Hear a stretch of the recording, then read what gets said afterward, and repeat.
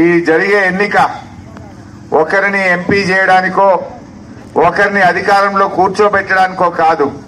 ఇది తెలంగాణ భవిష్యత్తును, తెలంగాణ తలరాతల్ని మార్చే ఎన్నిక. ఇప్పుడే వినోదన్న చెప్పిండు, ఈ జూన్ వస్తే తెలంగాణ వచ్చి 10 ఏళ్ళు అవుతుంది.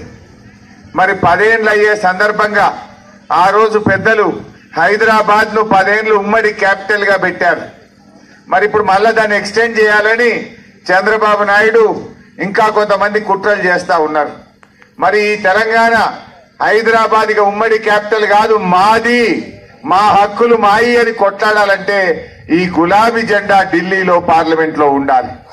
కాంగ్రెస్ వాళ్ళకు బీజేపీ వాళ్ళకి ఏముంటది, వాళ్ళకు రాజకీయ ప్రయోజనాలు ముఖ్యం, వాళ్ళకు రాష్ట్రం గురించి ఆలోచించేటోళ్ళు కాదు. వాళ్ళ కథ ఎంతసేపు ఓడ దాటేదాకా ఓడ మల్లప్ప, ఓడ దాటినాక బోడ మల్లప్ప కథ ఉంటది. మీరు చూడలేదా? కాంగ్రెస్ వాళ్ళు పోయినసారి ఎలక్షన్లల్లా ఇదే అక్కన్నపేట ఊర్లలోకి వచ్చి మీ చేతులల్లా మొక్కిండ్రు, మీ కాళ్ళల్లా మొక్కిండ్రు. 6 గ్యారంటీలు అమలు చేస్తాం, 100 రోజుల్లోనే 6 గ్యారంటీలు అమలైతే అన్నారా లేదా?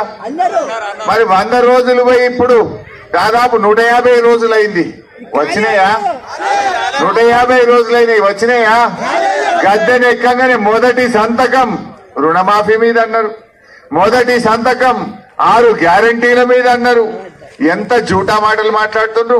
6 అయిపోయినాయి, 6 అయిపోయినాయి అని లంగ మాటలు చెప్తుండ్రు ఈ రేవంత్ రెడ్డి, ఈ కాంగ్రెస్ నాయకులు. నేను అడుగుతున్న అక్క చెల్లెలను, ఏమైతుంది? చెక్ బౌన్స్ అయితే శిక్ష పట్టదా పడదా? మరి ఇప్పుడు ఈ కాంగ్రెస్ వాళ్ళు ఇచ్చిన బాండ్ పేపర్ బౌన్స్ అయింది. కాంగ్రెస్ వాళ్ళ బాండ్ పేపర్ బౌన్స్ కాలే? 100 రోజుల్లో అన్ని చేస్తామని బాండ్ పేపర్ మీద రాసిచ్చి ఓట్లేసి గద్దెనెక్కి 100 రోజులు దాటినా ఇవాళ ఒక్కటి కూడా ఇయ్యని కాంగ్రెస్ పార్టీకి శిక్ష పడాలనా వద్దా? మీరే చెప్పండి.